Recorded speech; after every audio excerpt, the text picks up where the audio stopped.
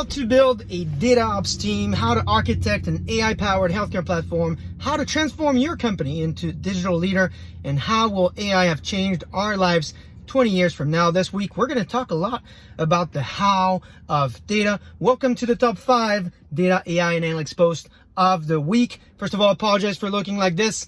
I just came back from my Sunday game, but I'm excited to talk to you about these topics. As usual, if you get value from these updates, consider liking, commenting, sharing, and engaging down here with these posts, as our goal is, of course, to build the most engaged, most vibrant community on LinkedIn so we can learn from each other.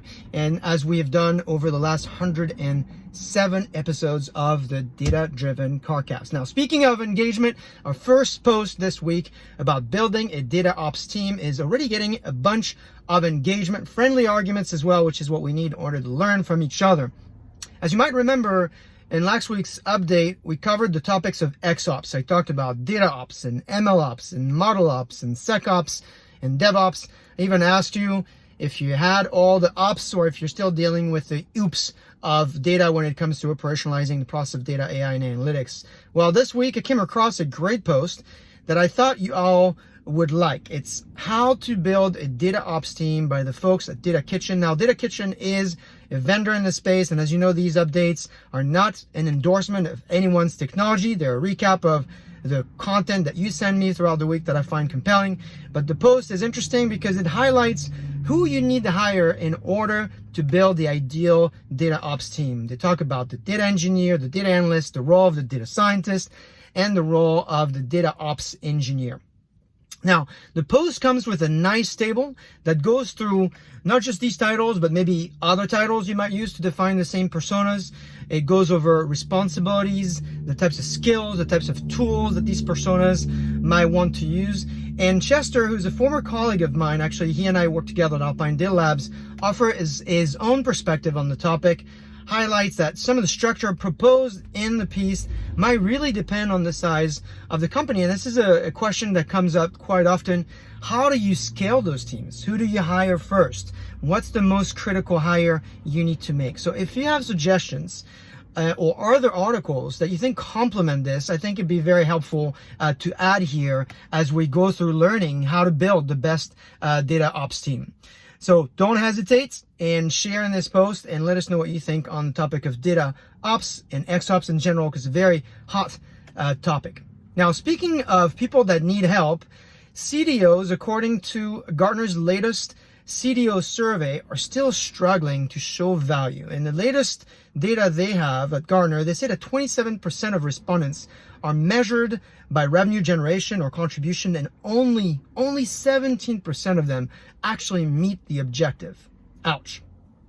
So this is something that will likely interest many of you in the community. I'm thinking about Tom, Randy, Juan, Mike, Eric, Dan, and many of the other successful chief data officers I've had the honor to work with.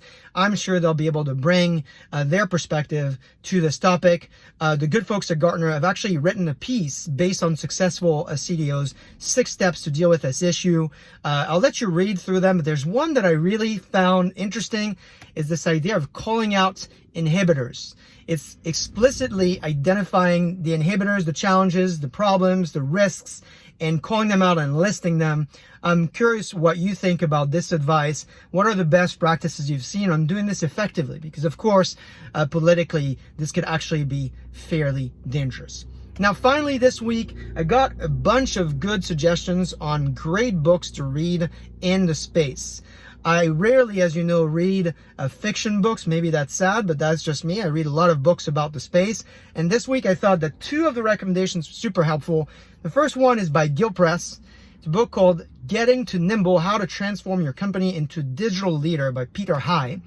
It's a great book and has 2 amazing quotes in Gill's review. The first one, I have to read it to you.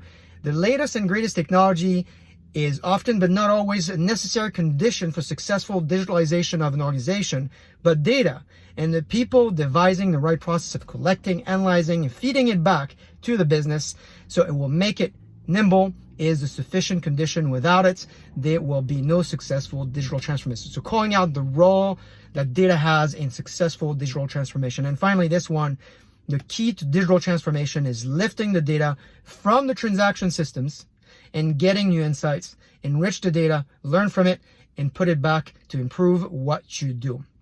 Great book. Peter High is very well known in the space and has a lot to say. His book studies great practices from PepsiCo and Frito-Lay. And so it's really a book that's more than just theory. It's based on successful organizations. And the second one is a book by Kai-Fu Lee. If you remember, Kai-Fu Lee is the author of AI Superpowers. And his latest book is AI in 2041, in 20 years from now. And the question really is, how will AI have changed our lives 20 years from now? Now, I've not read the book yet, but I've listened to the podcast interview that he gave to The Economist. This one was suggested to me by our good friend Mike Nash. So thank you, Mike. And in the podcast, Kai-Fu Lee talks about his $2.5 billion investment fund. He talks about the opportunity with AI in healthcare and manufacturing. A potential fake news score that he suggests The Economist might implement to help us out. And he actually explains how using data and AI, how he's in fact 6 years younger than his peer group. Anyway, an interesting interview. If you got 30 minutes or so, it's a great podcast to listen to and certainly will get you started on a great week.